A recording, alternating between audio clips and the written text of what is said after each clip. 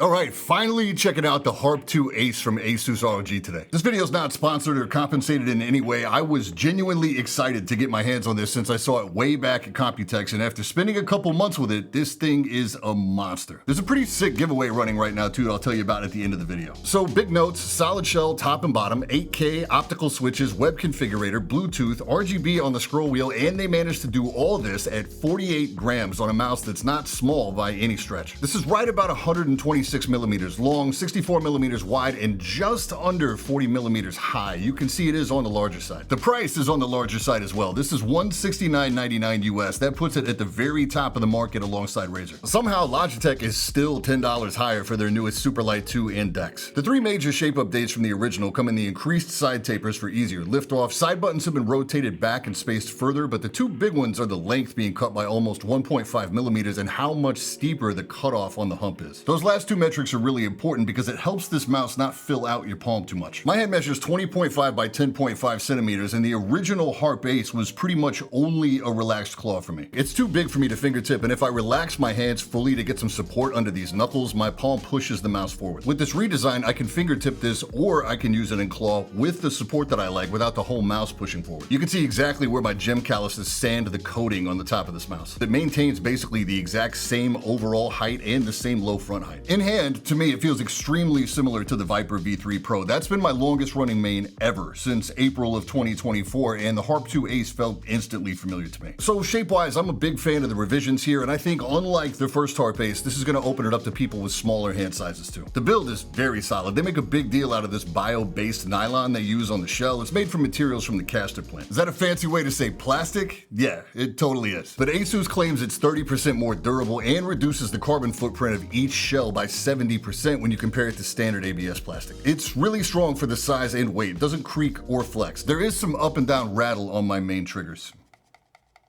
This is a very early copy, and ASUS says they've corrected this for the retail units, so hopefully that's been the case. But yeah, this size, this weight, feeling this solid, pretty impressive. There's dongle storage on the body too. They've opted for larger glides front and back this time as opposed to the small corners. These are super thick, have rounded edges. These are really nice for stock feet. The coating is much different too. This is a smooth, matte, grippy coating versus the textured coating on the OG version. The new coating fingerprints like crazy versus the old one. That's a pet peeve of mine, especially as someone who films mice, but it's been proven to me time and time again that the coatings that do that are generally more effective, and that's definitely the case here. At a glance, the coating looks similar to the Viper V3 Pro or the Superlight, but in use, it's grippier. And you do get laser cut grips included if you like. I found these to be mandatory with the OG coating, but they're way more optional here. They do add a couple grams to the weight, and unless you just like the look, I would probably skip these. You also get an extra set of glides, an extender, and the cable I want to point out because there are a lot of really fat, stiff cables out there. Pause. But they went the extra mile here, where if you do find yourself playing with the cable, it's thin and pretty flexible, more like a paracord than a cable. Nice touch. The fronts of the triggers are rounded off now too, so if you're somebody with a forward grip style, they're not sharp this time around. They are shaped a little different too. They're not grooved all the way up. They sort of slope more toward the scroll wheel. They've now moved to opticals on the switches, the same ones we saw in the Extreme. They work on light versus mechanical contact, so no debounce delay needed, and they're rated for 100 million clicks. These feel good. They don't feel like some of the crunchy opticals we got early on. They do sound like opticals, but mildly. They are extremely close again to the Viper V3 Pro. They don't sound as good in this mouse as they do on the Extreme, but they don't sound nearly as bad as some of the newest Logitech stuff and the awful Death Adder V4.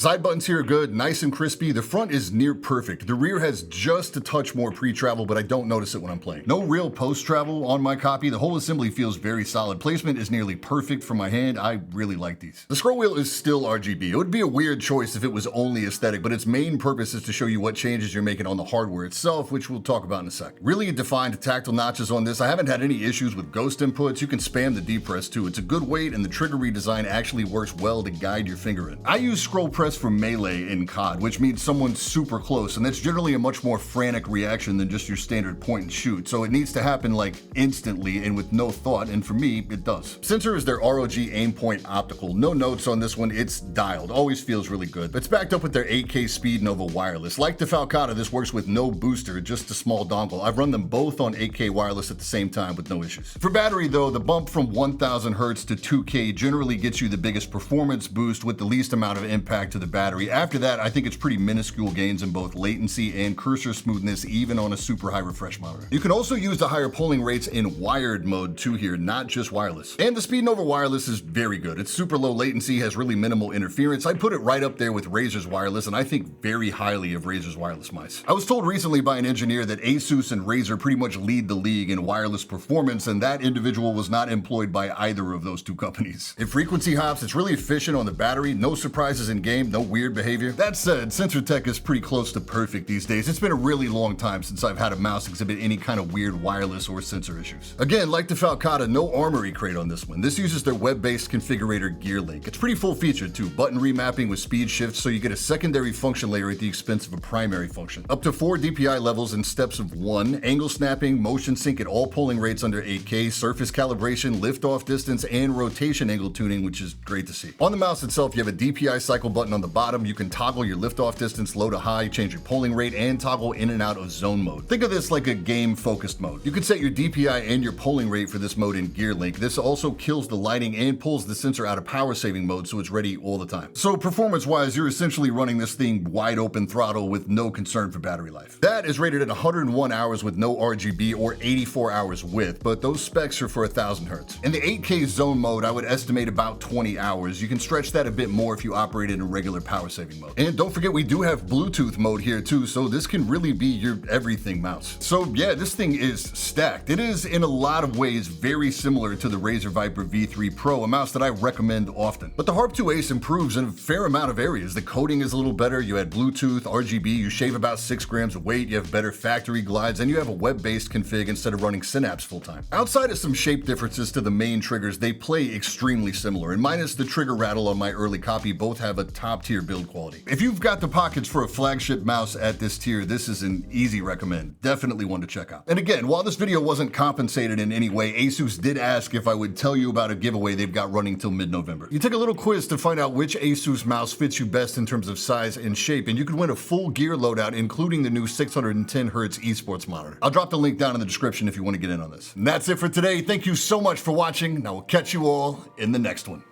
Stay up.